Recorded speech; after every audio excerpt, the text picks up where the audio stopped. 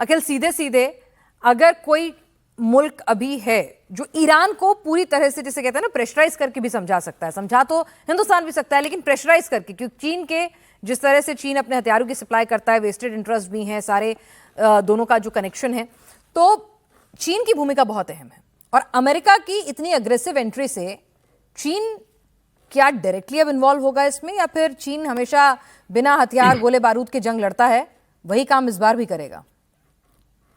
देखिए, मुझे भी वही लगता है कि जो चीन जो है बिना सैन्य संघर्ष के ही जो ये मुद्दा है या ये जो इशू है उसको सुलझाने की या उससे निपटारा करने की कोशिश करेगा। चीन जो है, और चीन को पता है कि अमेरिका के सामने ये मिलिट्री वो करना, मुठभेड़ करना कोई समझदारी वाली बात नहीं है। तो क्योंकि चाइना के पास बहुत सारे ऐसे ऑप्शंस है कि जो अमेरिका को दबाव में ला सकता है, जैसे कि उस चाइनीज जो अमेरिकन प्रोडक्ट है उस पर वो रोक लगा सकता है या उस पर टैरिफ बढ़ा सकता है। और जैसे कि जीएमओ, जो जेनेटिक मॉडिफाइड जो क्रॉप्स है अमेरिका की, उस पर बैन लगा सकता है। तो ऐसे बहुत सारे तमाम हथकंडे हैं, क्योंकि चाइना के लिए सैन्य एक्टिविटी करना वो मेरे ख्याल से बहुत लास्ट ऑप्शन रहेगा। ठीक है। तो इस समय चाइना सिर्फ अभी ये कह रहा है कि जो पक्ष है या जो पार्टीज हैं वो संयम बरते, शांति बनाए रखे, और ये जो युद्ध विराम है उसको मतलब उसको तोड़ने की कोशिश ना की जाए। और वो दुनिया को ये मैसेज दे रहा है कि जो ये हॉर्मुज स्ट्रेट्स है ये पूरी दुनिया के लिए है, और 1/5 जो फ्यूल है वो इसी गलियारे से निकलता है, इसी उससे निकलता है। और जो लेकिन वाटर अखिल, इस बात बॉडी से है कोई इनकार नहीं करता है कि अमेरिका ने कहीं ना कहीं, अमेरिका की मंशा ये भी थी ना कि अर्थव्यवस्था के मामले में जैसे चीन तरक्की कर रहा है, वो तो खुल के कहते हैं कि जो गलती चीन के साथ की वो हिंदुस्तान के साथ नहीं करेंगे, मतलब बढ़ने नहीं देंगे आगे। तो चीन का एनर्जी चैनल जो है उसे चोक करना भी तो अमेरिका की इच्छा थी। स्ट्रेट ऑफ हॉर्मुज पे कब्जा करके अमेरिका को क्या होना था? उसका तो सिर्फ 1% पूरा का पूरा उसका जो रूट है वो इस्तेमाल होता है वहां से, उधर से। डेफिनेटली इससे देखो चाइना की इकोनॉमी पे असर तो पड़ ही रहा है।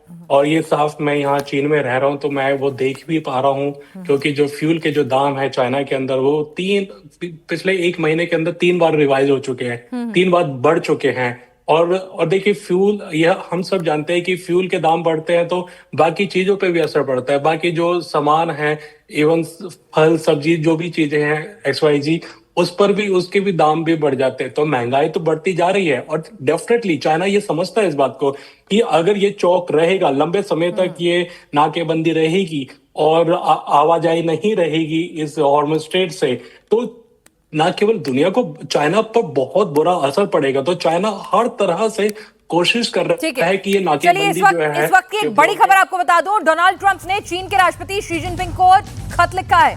ट्रंप ने जिनपिंग से ईरान को हथियार ना देने के लिए कहा है। ईरान को हथियार ना देने का जिनपिंग ने ट्रंप को भरोसा दिया है। ट्रंप ने कहा तेल की कीमतें पहले जैसी ही कम होंगी। तो भाई, क्या ईरान अब अलग थलग पड़ जाएगा? क्या ट्रंप और शी जिनपिंग के बीच में डील हो गई है और अब यहां से जंग कहां जाती हुई दिख रही है? क्योंकि कल चीन ने जिस तरह से बहुत ही स्टर्न तरीके से अमेरिका को, एक तरह से कहें तो पोलाइट शब्दों में वार्निंग ही दी थी चीन और रूस ने, तो वो क्या अब यहां पर कोई एक नई डील होती हुई नजर आ रही है? और इस डील को क्या मानेगा ईरान भी? मेजर जनरल भाटिया भी, अरविंद भाटिया भी हमारे साथ जुड़े हुए हैं।